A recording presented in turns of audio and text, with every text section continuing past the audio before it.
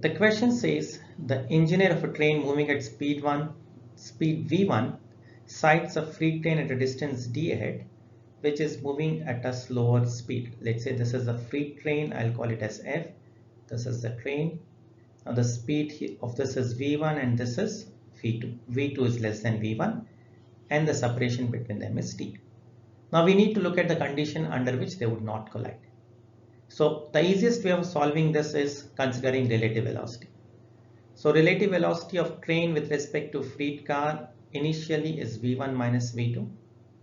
If they shouldn't collide, then the final relative velocity, that is velocity of train with the freight car, should be 0. And what is the distance? Distance is d.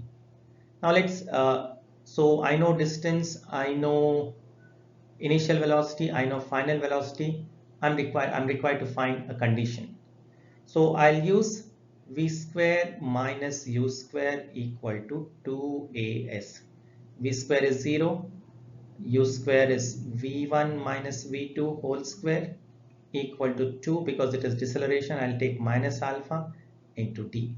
So from this, what will I get? D equal to v1 minus v2 whole square by 2 alpha. So this is the condition where there would be just collision. If d is greater than this, that is d is greater than v1 minus v2 whole square by 2 alpha, then we are pretty sure that there would be no collision. So the answer for this question is d greater than v1 minus v2 whole square by 2 alpha. That is option C. Hope you could follow this. Thank you very much.